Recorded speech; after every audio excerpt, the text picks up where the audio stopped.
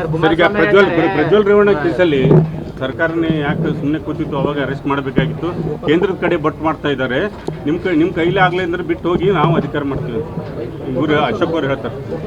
ಅಶೋಕ ಈಗ constitution post ಇಟ್ಕೊಂಡಿದ್ದಾರೆ.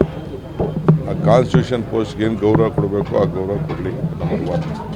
ವಿರೋಧ ಪಕ್ಷದ ನಾಯಕಾಗಿ ಒಬ್ಬ BJP ಮಾತಾಡ್ತಾ ಇಲ್ಲ.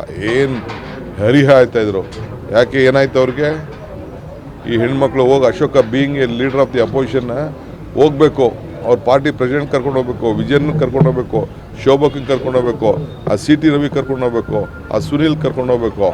ಅವರೆಲ್ಲ ಅವ್ರ ಪಾರ್ಟಿ ಲೀಡರ್ಗಳು ಯಾರ್ಯಾರು ಇದ್ದಾರೆ, ಸದಾನಂದ ಗೌಡರು ಎಲ್ಲ ಬೇರೆ ಯಾರೇ ಇರಲಿ ಅವರೆಲ್ಲ ಕರ್ಕೊಂಡೋಗಿ ಎಲ್ಲರ ಮನೆಯನ್ನು ಹುಡುಕಿ ಎಲ್ಲ ನೋಡ್ಕೊಂಡವ್ರಲ್ಲ ಫೋಟೋಗಳನ್ನ ಅವ್ರಿಗೆಲ್ಲ ಹೋಗಿ ಧೈರ್ಯ ತುಂಬುವಂಥ ಕೆಲಸ ಮಾಡಬೇಕು. ಕುಮಾರಸ್ವಾಮಿನೂ ಮಾಡಲಿ ಅಂತ ಹೇಳ್ತಾ ಇದ್ದೀನಿ. ದೇವೇಗೌಡರು ಹೋಗಬೇಕು.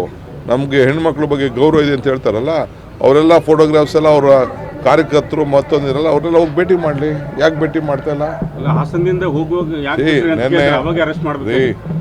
ಅದನ್ನು ಹೋಮ್ ಮಿನಿಸ್ಟರ್ ಬರ್ತಾರೆ. ಈಗ ಹೋಮ್ ಮಿನಿಸ್ಟರ್ ಬರ್ತಾರೆ, ಹೋಮ್ ಮಿನಿಸ್ಟರ್ ಉತ್ತರ ಹೇಳ್ತಾರೆ. ನಾನು BJP ಅವ್ರು ಕೇಳ್ತಾ ಇದ್ದೀನಿ, ಅವ್ರ ಪಾರ್ಟ್ನರ್ ತಾನೆ. ಪ್ರೈಮ್ ಮಿನಿಸ್ಟರ್ ಏನು ಹೇಳಿದ್ರು? ಕುಮಾರಸ್ವಾಮಿ ಹೇಳ್ತಾರೆ ಏನಕ್ಕೆ ಪ್ರೈಮ್ ಮಿನಿಸ್ಟರ್ ಯಾಕೆ ಹೇಳಿದ್ರು? ಪ್ರೈಮ್ ಮಿನಿಸ್ಟರ್ ಯಾಕೆ ಅಂದರೆ ಜೊತೆ ಕೈ ಹಿಡ್ಕೊಂಡು ಎತ್ತಿ ಹಿಂಗೆ ಹೇಳಿದ್ಮೇಲೆ ನಾವು ಕೇಳಲೇಬೇಕಲ್ಲ, ಅವ್ರ ಪಾರ್ಟ್ನರ್ ಅಲ್ವಾ? ಆಮೇಲೆ ಅಶೋಕ್ ಹೇಳ್ತಾರೆ ನಿಮ್ಮ ಜೊತೆ ಗೆದ್ದಿದ್ದು. ಹೌದು, ನಮ್ಮ ಜೊತೆ ಗೆದ್ದಿದ್ರು. ಈಗ ಅವ್ರ ಜೊತೆ ಸೇರ್ಕೊಂಡು ಹೋಗ್ರೆ ಸಂಬಂಧ ನಂಟಿಸ್ತಾನ ಇರೋದಕ್ಕೆ ಪಾರ್ಟ್ನರ್ ಆಗಿರೋದಕ್ಕೆ ನಾವು ಕೇಳ್ತಾ ಇದ್ದೀವಿ.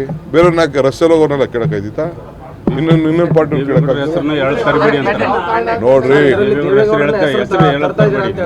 ಕುಮಾರಸ್ವಾಮಿ ಅವರೇ ಹೇಳಿರೋದು ಅಜಿತ್ ಹನ್ಮಕ್ಕರ್ ಜೊತೆಲಿ ನನಗಿಷ್ಟ ಇರಲಿಲ್ಲ.